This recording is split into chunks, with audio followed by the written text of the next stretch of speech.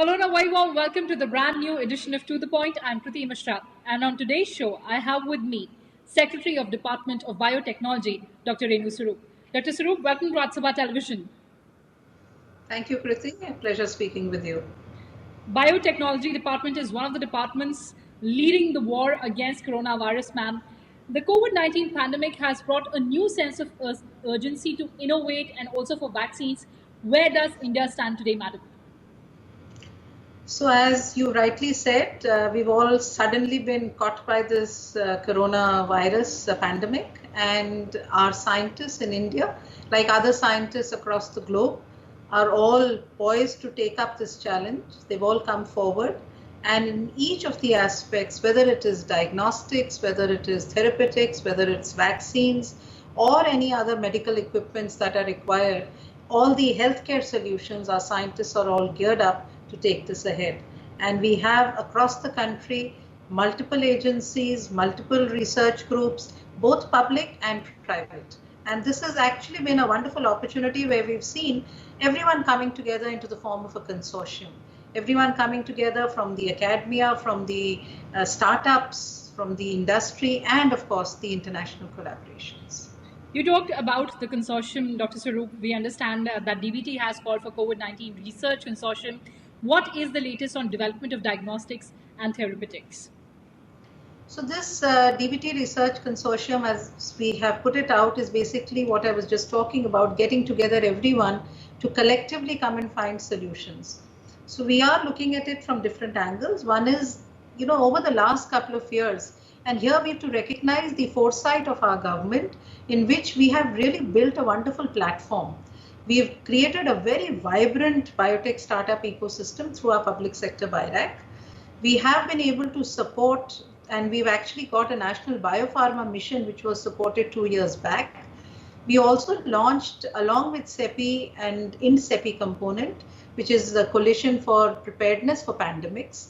And we really truly were looking at getting ourselves ready, not knowing that we will have a pandemic which will come so soon.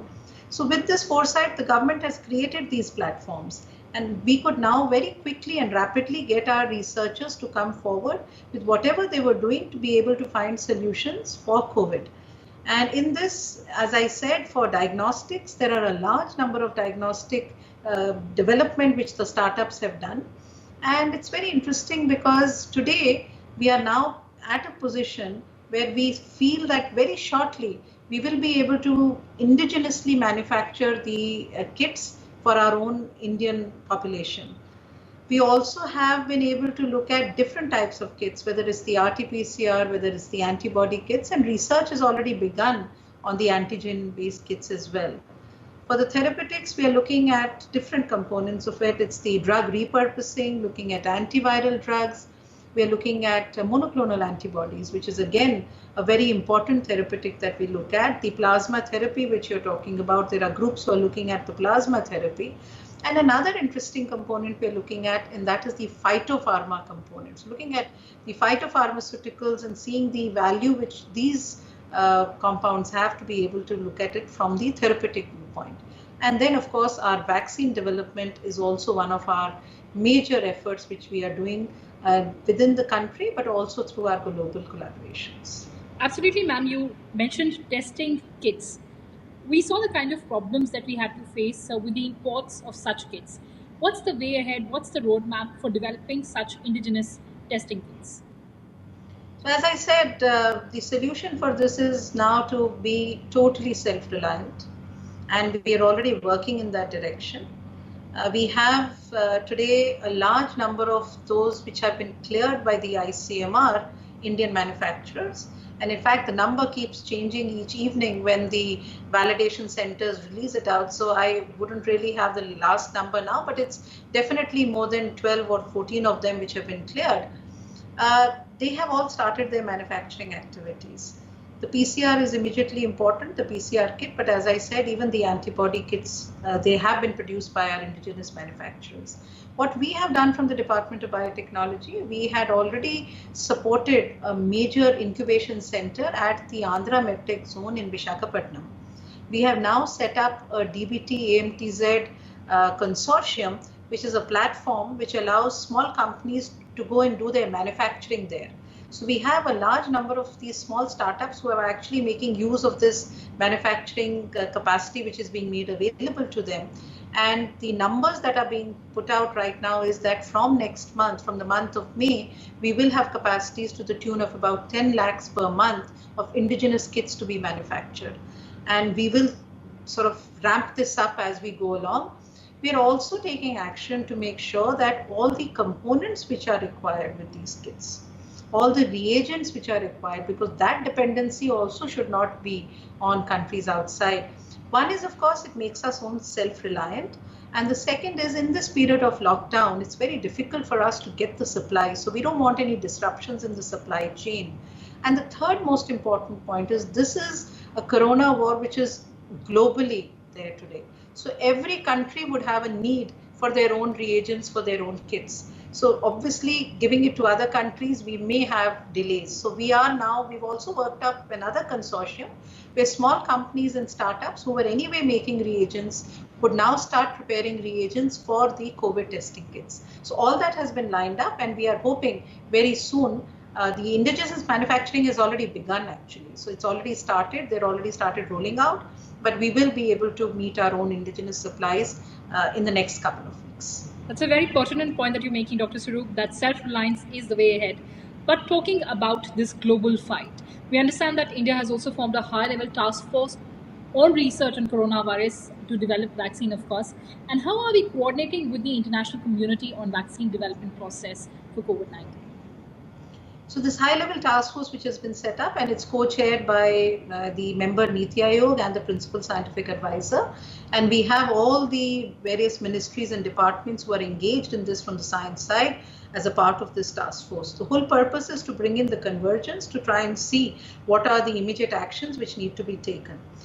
The government has, as I said, had already a relationship that we've had in discussions with the CEPI, which is today the main body which is taking forward the vaccine development.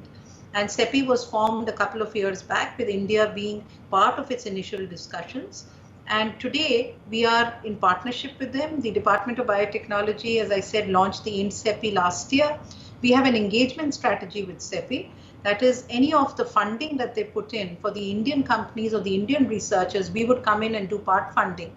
But again, funding is today not such a critical component to it, as is the mentoring, the guidance, the technical guidance, the regulatory guidance that they need to get to fast track this.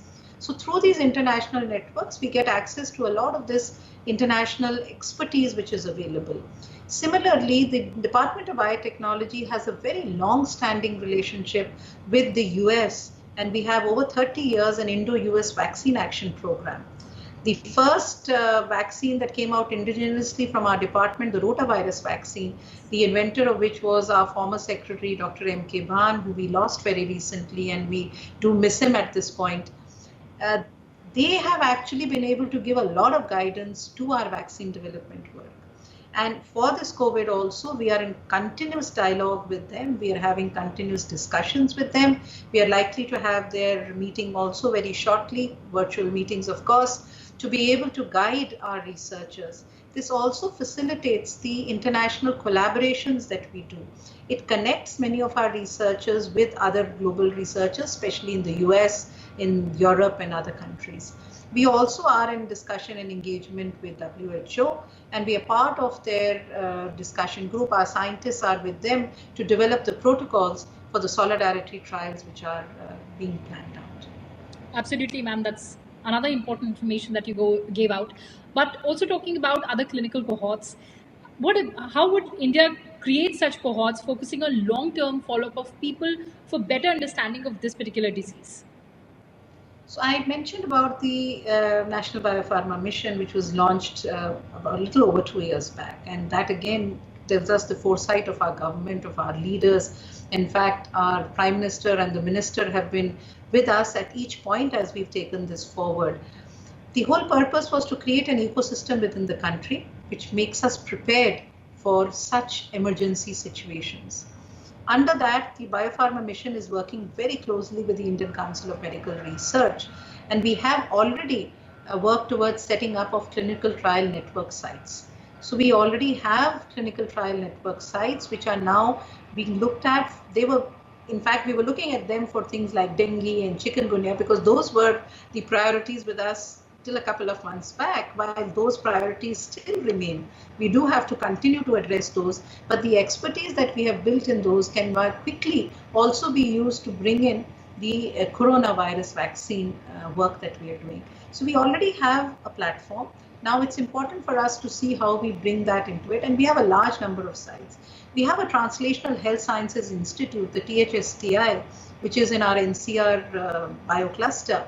And there we set up a body called the CDSA, which is really like a government CRO. So CDSA has the responsibility to be able to look at various clinical trials that we do and help us to monitor those. So the framework exists. We are already now talking to see how we can connect it.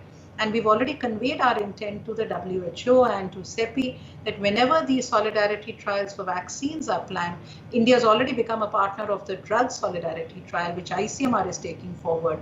So both the Department of Biotechnology and ICMR would collectively work together to do this solidarity trial for vaccines as well. There's another important feature that is being talked about right now, ma'am, and which is the immunity booster BCG, which has been supported by the DBT. If you could clarify and throw some light on that, ma'am. So that is, yes, a work which the Serum is now starting. Serum already had this recombinant BCG and it was already being tested within the country for the TB trials, which with the ICMR were going on. Literature suggests that this could be an immunity booster for coronavirus as well. So now we are starting these trials to test it out. It's a little early. The trials are just beginning. I think any day today or tomorrow, the trials will be beginning in different sites. We'll have to wait for a couple of weeks before we know what the data is and how well that gives us some assurance. If it does, as literature says, because these trials are also being done globally in Germany and in UK and other countries. If we get good data and this is an immunity booster, this would be a huge advancement because this is something that will be ready very quickly maybe in the next 3 or 4 months, and we should be able to use this for especially our frontline health workers and others. So we have to wait and watch. We have to see how the data comes out from these trials, and that's really the purpose of these trials that we've supported. And madam, also we're getting divergent views on hydroxychloroquine from all across. Where does DBT stand on it? So DBT really hasn't got into the hydroxychloroquine trials as yet because ICMR is anyway doing that, and I think those trials have begun. So till we don't get more data, I think we'll have to wait for that data to see what the results are and move forward on that. All right, ma'am, moving on. Many scientists across say that the mutation rate being lower in COVID-19 and the virus being more stable, there is a good likelihood of a vaccine for this virus. Would you agree? So we do not have enough information on the virus genomics right now, because while there is a lot of data which has come out into the global database on the sequencing, etc., I think there's still more study needs to be done. Initial data suggests that yes, we should be having a good stable vaccine. But as I said, the genomic study, the understanding of the virus, the understanding of its structure, understanding of how the vaccine is going to behave, studies have all begun, but science has its own limitations of giving it sufficient time to be able to give you authentic data. And I think that's really what the scientists are asking for. While it's all being speeded up, it's all being fast-tracked, they're trying to compress timelines as much as possible, but we will have to wait for a little while before we get this information to see how it is. But we are all positive. We are all optimistic. We are all hoping that, yes, the data currently which is available gives us an indication that we should be able to get a very good vaccine candidate, which is stable, which gives us within the country. Of course, madam, this is an exigency, and as you said, that things are being speeded up. But we'd like to understand what is the process of development of any vaccine against a disease? So the vaccine could normally actually be anything from 10 years to 14 years and beyond before it comes in. And that is because it goes through a large number of processes. And once you have the candidate, you're taking it to getting in the in vitro data and then looking at the animal testing data before it comes into humans. And then within humans also you need to have the various phase trials, phase 1, phase 2 and phase 3 trials to look at the safety, the toxicity, the efficacy. All of it gets covered in this entire study. Now, you may ask then, what is it that we are trying to do different to compress this and do this within an 18 months or 12 months period, which everyone is saying? So you have to understand that in this particular vaccine case, the SARS-CoV-2, which we are targeting now, in fact, we did have a SARS epidemic a couple of years back. So this is really a new strain which has come in, and it's going to be looking at a vaccine which is going to target this. There are existing platforms for vaccines which exist within different countries. Scientists have it. So they're trying to use the existing platforms to now target it for the COVID-19. With that, we're also bringing in a very new aspect, and that is connecting globally all scientists. So today you do not have really so much of a competitive space. Everyone is sharing information. There is a lot of information sharing, knowledge sharing, and this adds value to whatever you are doing. So this is a wonderful example of how you can work collectively together to bring out results quickly. And I think with that, yes, there are also compressed timelines, because if there is data available for some other candidate which has been done, which is going to give you, confidence that you would be able to put it for COVID, that is also being taken in to fast track our whole development process. And with that, scientists are optimistic, and we're trying to see how quickly the vaccine could be developed. Madam, DBT has also been at the forefront of supporting the startups in the country. Now in this situation, how are you encouraging out-of-the-box innovative ideas from the startup community to actually address the COVID-19 challenge? So the startups have actually been, as I said, the whole ecosystem that we created, they have really come forward and brought in a lot of solutions for COVID. And we have now, even today, in fact, there was a task force, a sort of a group which was put together with the DBT, that is the BIRAC, with the Atal Innovation Mission, the Department of Science and Technology, DRDO, and other agencies who are supporting startups. And collectively, they actually looked at nearly 1,000 such solutions which these startups could bring out, which are ready for deployment. And we have now filtered through those, and I think, again, I don't have the latest numbers, but it's somewhere to the tune of about 200 to 300, which they feel are excellent. Many of these new designs that you see for the ventilators, many of these new designs that you see coming in for the various PPEs, the kits themselves, these are all solutions which have come in from our startups.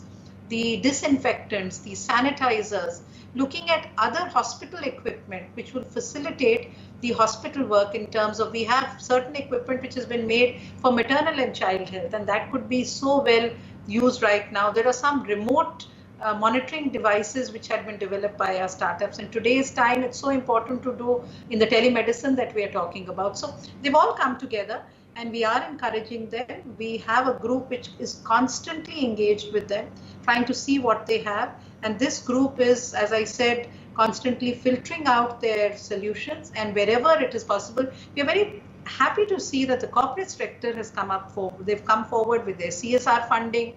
The investors have come together and put in some crowdsourcing for funding, for financing, and all this is now being made available to see how these startup solutions can be deployed.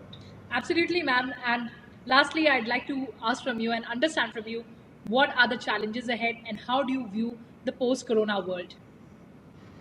There are huge challenges for us, because obviously, as we are positioned today, we know that this virus is not going to be easy to handle.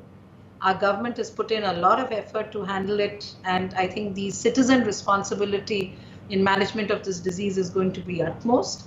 The scientist responsibility into finding solutions is going to be utmost. It's going to be a challenge to stay connected globally with social distancing, but yet making sure that we have the exchange of information and the exchange of ideas, so that we do not really look at it working in silos. So we continue to work together, which is so important, and yet maintain the distances that we are expected to maintain. It's going to be a new way of working. It's going to be a new way of functioning. It's going to be a new way in which we'll connect with each other. But I'm confident, I'm optimistic that the way everyone's come together to address this globally, and especially from our own country, the determination each one has shown, I'm sure we'll come through this very, very well. But this certainly will give rise to deep tech innovations, madam. Yes, definitely. It is going to be deep tech innovations. It's going to be convergence. It's going to be bringing in, as you said, out-of-box ideas. You're already looking at so many of the technology-based innovations being applied and being layered upon existing healthcare innovations. You see how quickly our Arogya Setu was rolled out. It's today one of our best examples of the technology being used in a situation like this. So connecting it on, building on that, trying to see how healthcare data could be brought in. There is so much of other data which will come in through the seroepidemiological and other studies, how these platforms could be used for it, and how those could be indications which our scientists could then take for developing newer solutions. So it's going to be very challenging, but yet it would open up huge opportunities for science and technology to come forward and deliver. Absolutely, ma'am. So it's going to be a new life, a new normal. Social distancing would be the norm of the day. We are sitting in Delhi, but we're connecting through Skype. But on that note, thank you so much for providing us with those valuable inputs, Dr. Renu Swaroop. Thanks so much for joining Rajya Sabha Television. Thank you, Kriti. Thank you so much. A pleasure.